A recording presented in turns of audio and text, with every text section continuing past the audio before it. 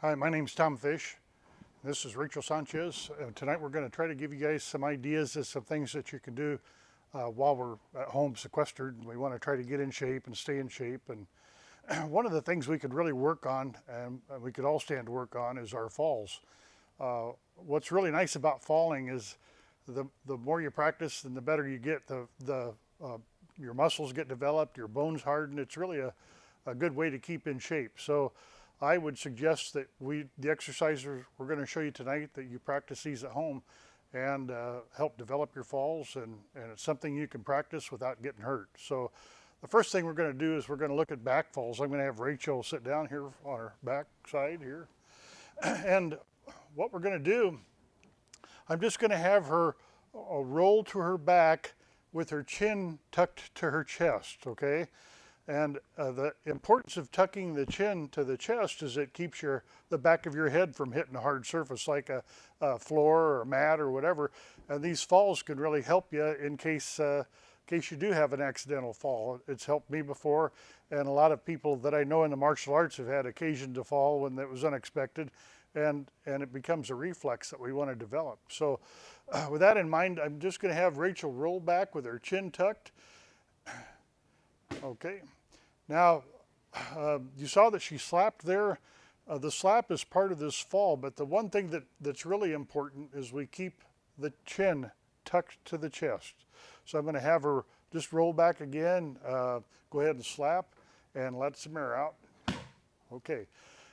The idea about letting air out with a ki is you open up a passageway to exhale when you fall. That way you don't get the wind knocked out of you. Our natural instinct is to hold our breath, and when we do that and we fall hard on our back, it'll knock the wind out of us, and when that happens, we'll feel like we're dying, but people around you will start laughing at you because they've all seen it before and they've probably done it themselves. So to prevent this from happening, please exhale when you fall. Just do a short ki is all you need. So I'm going to have her do it again. Fall. Again. Okay, what I would recommend is that you do this exercise 10 times.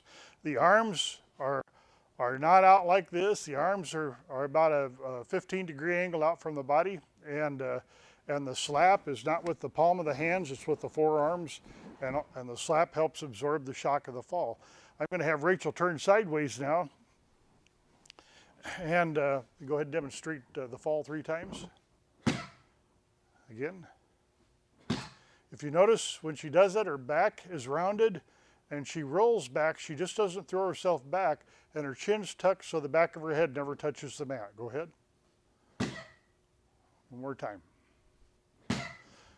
Okay, the idea behind this, we normally in class, when we have the mats, we go to a squatting position and do the fall, and then we'll go to a standing position and do the fall. I don't really recommend you do that without a mat, but in case you do have a mat that you can work on at home, we'll demonstrate them just from the squatting position. Here, when we do these from the squatting position, we don't throw ourselves backwards. We just relax and we curve back and we tuck our chin and we roll back. Do you want to do one from the squatting position?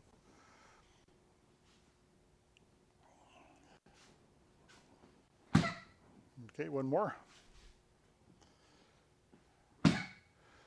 Okay, so you see, now do it from the side position.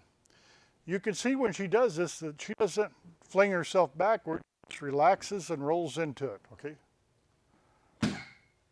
One more time. Okay, with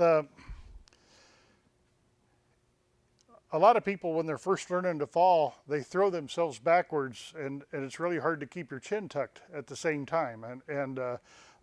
When you get into that habit of just throwing yourself backwards, it really makes it hard to learn how to fall properly.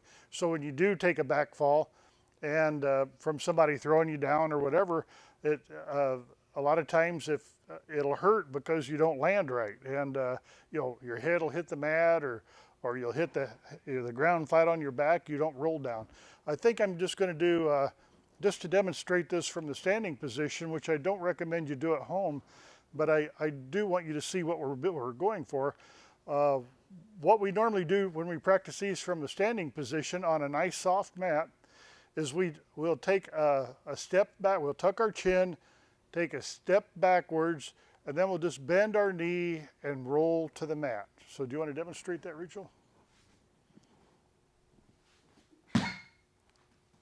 You see at no point does she throw herself at the mat. Go ahead and do that again.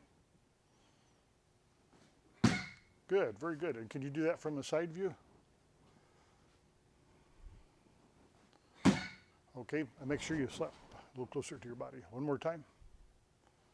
Okay, good.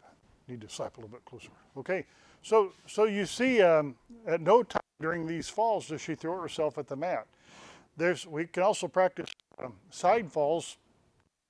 And what I'd like to do is start from the sitting position on the side falls as well.